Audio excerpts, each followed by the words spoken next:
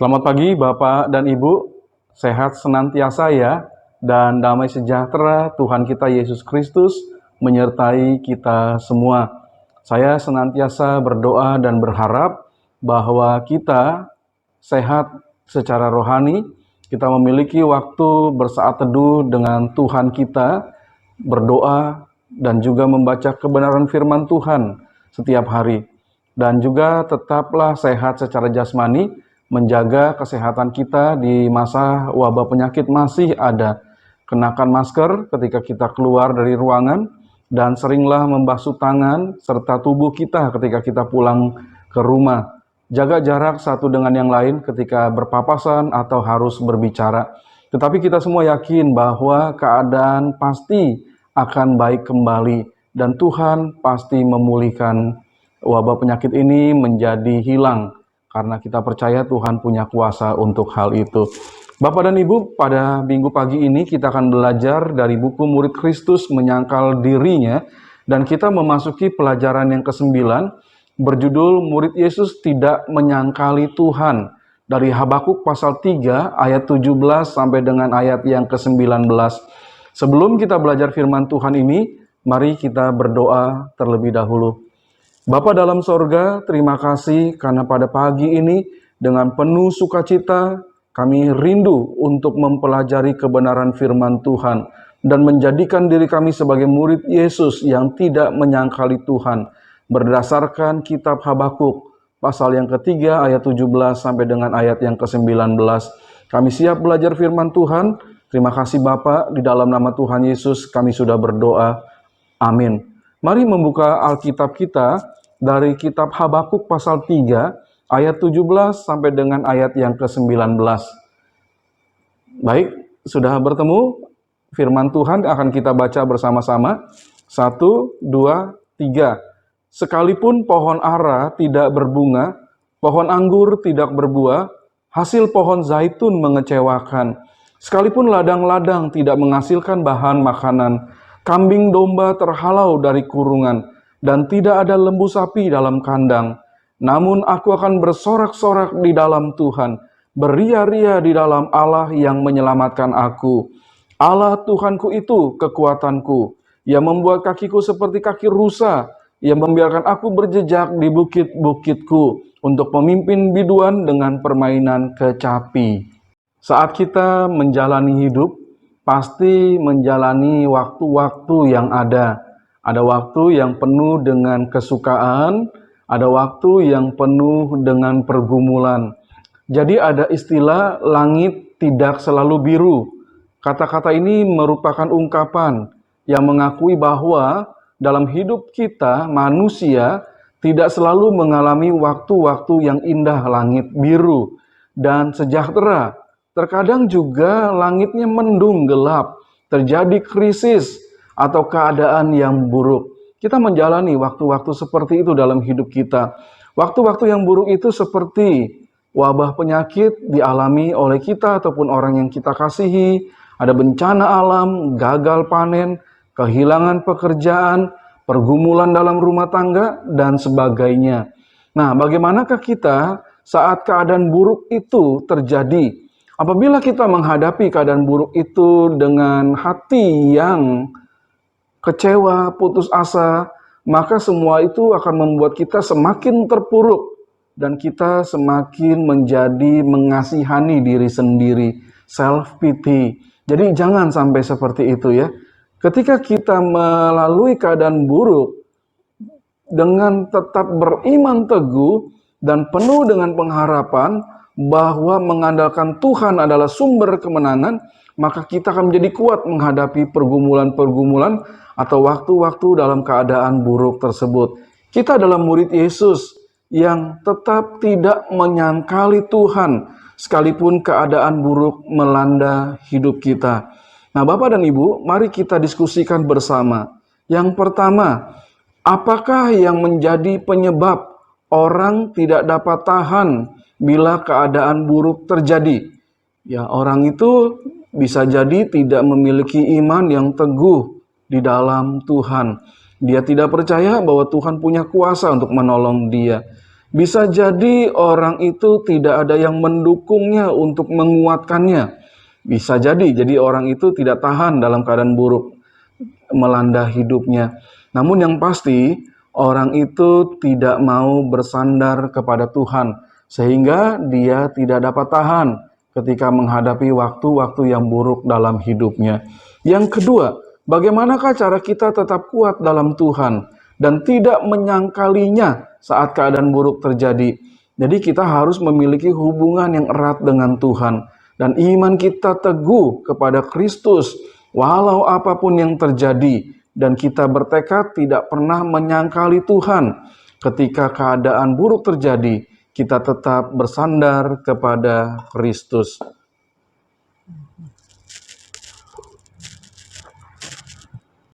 Saya ingin mengajak Bapak dan Ibu melihat kebenaran yang pertama dari pelajaran kita yang ke-9 tentang murid Yesus tidak menyangkali Tuhan. Kalau kita melihat dalam Habakuk pasal 3 ayat yang ke-17, firman Tuhan mengajarkan kepada kita, sebagai murid Yesus kita tidak menyangkali Tuhan sekalipun ada permasalahan dalam menjalani hidup sehari-hari. Nabi Habakuk, dia seorang nabi bangsa Israel, ketika dia dan bangsanya sedang menghadapi keadaan yang buruk. Keadaan di sekeliling bangsa Israel itu banyak terjadi penindasan. Ada juga kejahatan yang terjadi di tengah-tengah bangsa itu.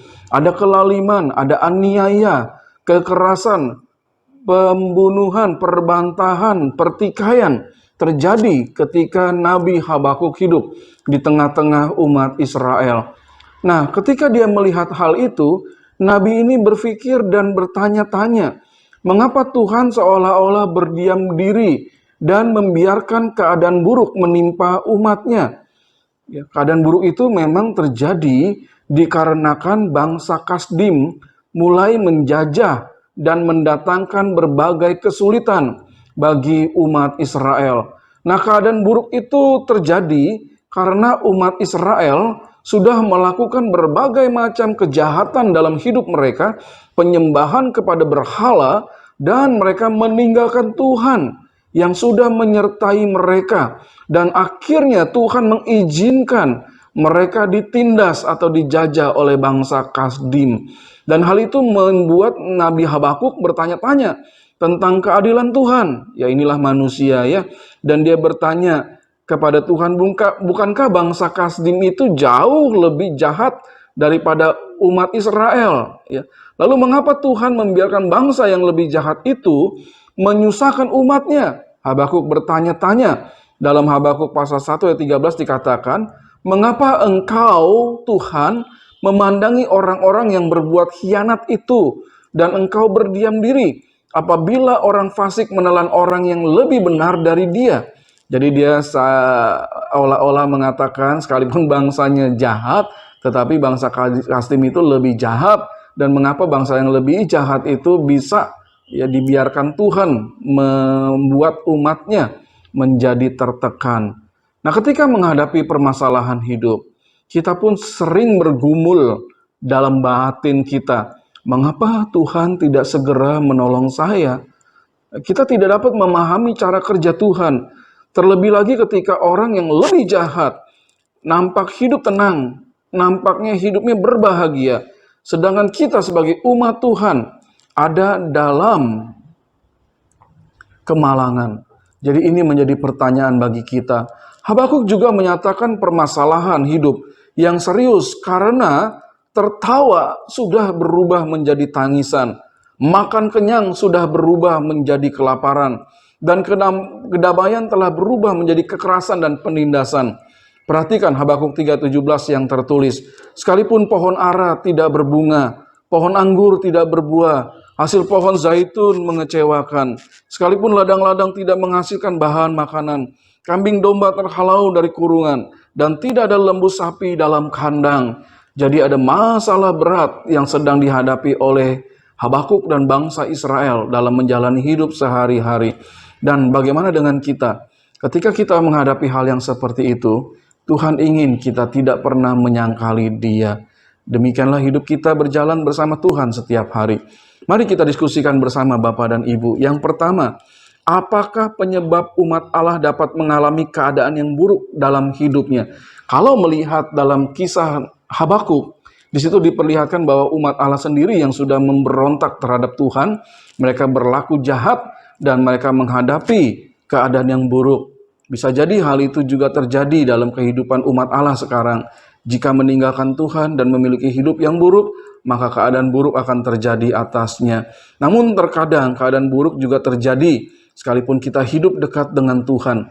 Nah, kita harus melihat bahwa segala sesuatu yang terjadi sekalipun buruk, ada Tuhan bersama-sama dengan kita dan kita tidak menyangkali Dia. Yang kedua, apakah yang seharusnya kita perbuat bila keadaan buruk menimpa kita? Jangan pernah kita merasa kalah, tapi lebih dekat lagi dengan Tuhan dan hidup bersama-sama dengan Dia menjalani masa-masa buruk dalam hidup kita. Kebenaran yang kedua dari pelajaran kita ke-9, murid Yesus tidak menyangkali Tuhan, melainkan tetap mengikut Tuhan.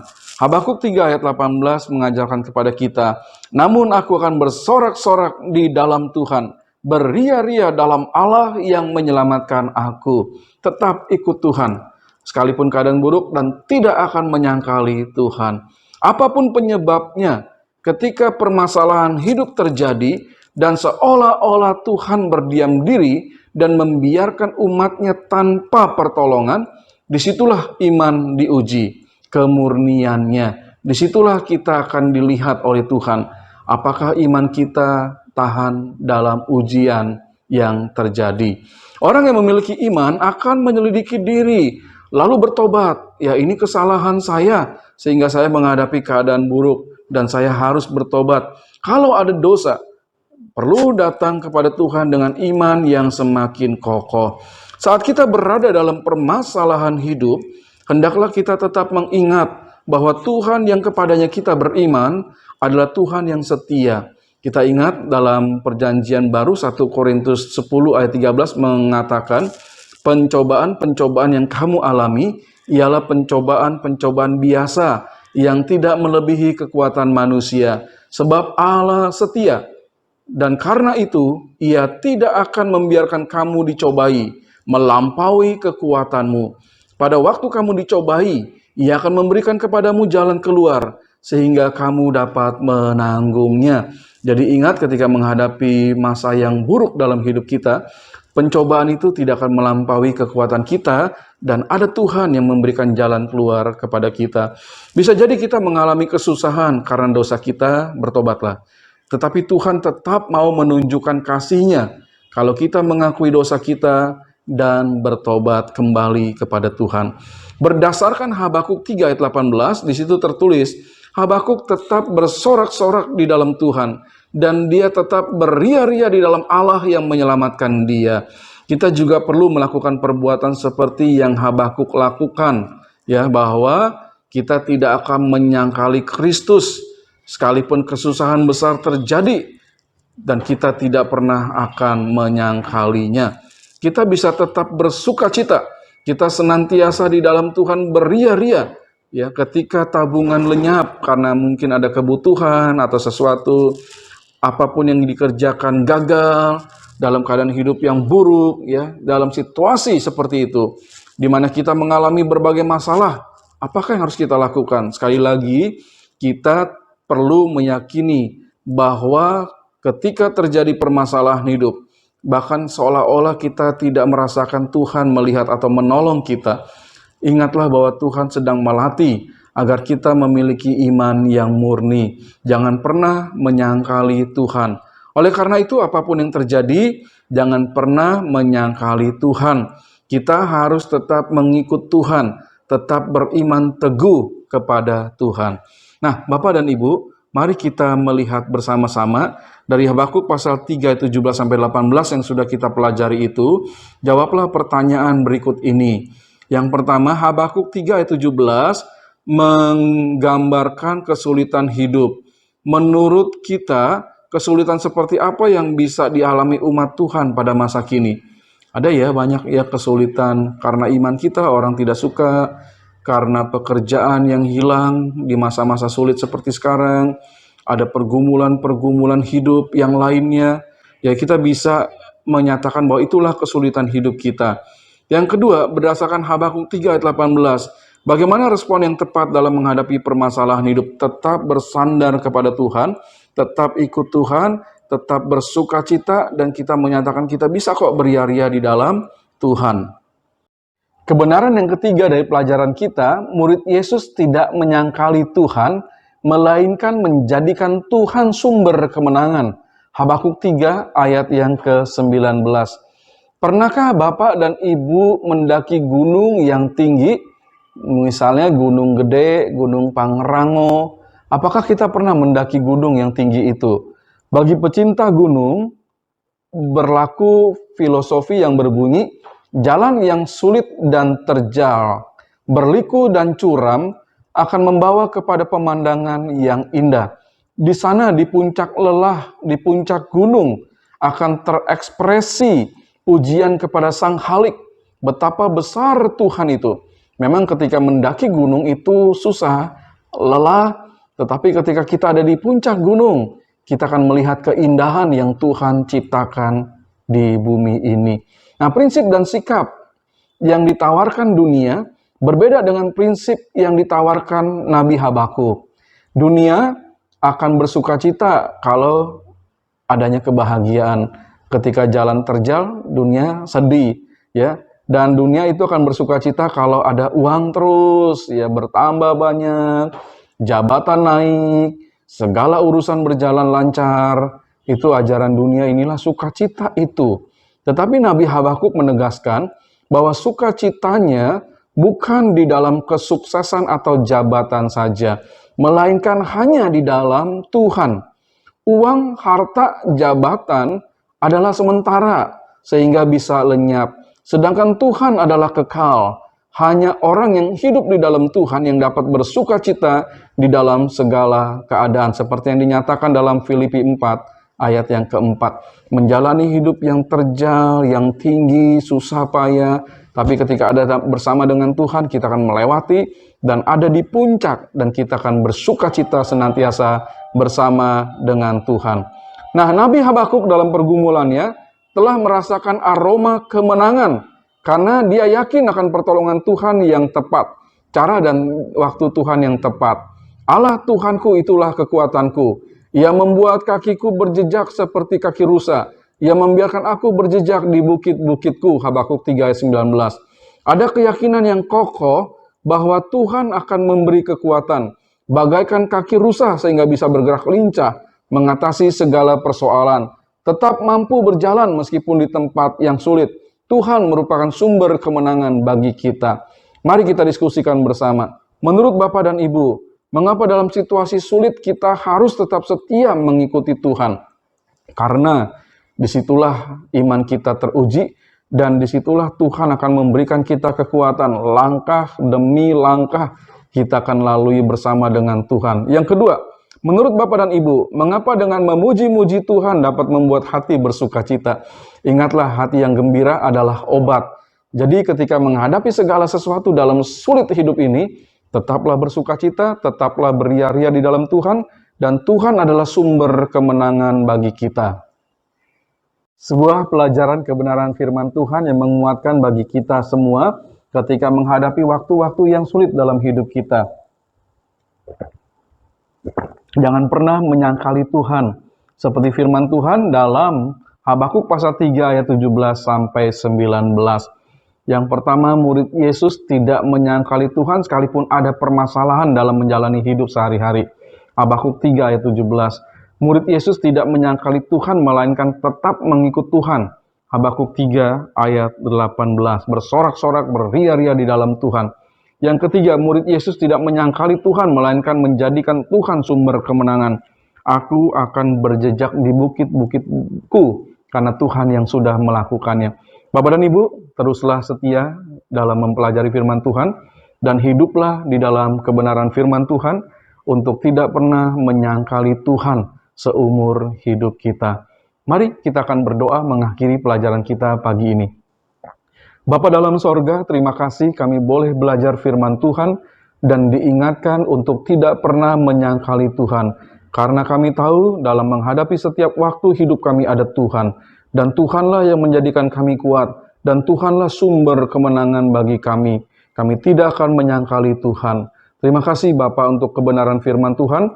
Berkati Bapak dan Ibu supaya mereka terus belajar firman-Mu dengan setia. Dan Allah Bapa dipermuliakan, dan Kristus Yesus yang sudah menebus kami akan terus bersama dengan kami dalam Roh-Nya yang kudus. Terima kasih Bapak, terpujilah Tuhan. Di dalam nama Tuhan Yesus kami sudah berdoa. Amin. Sampai berjumpa minggu yang akan datang. Tuhan memberkati kita semua.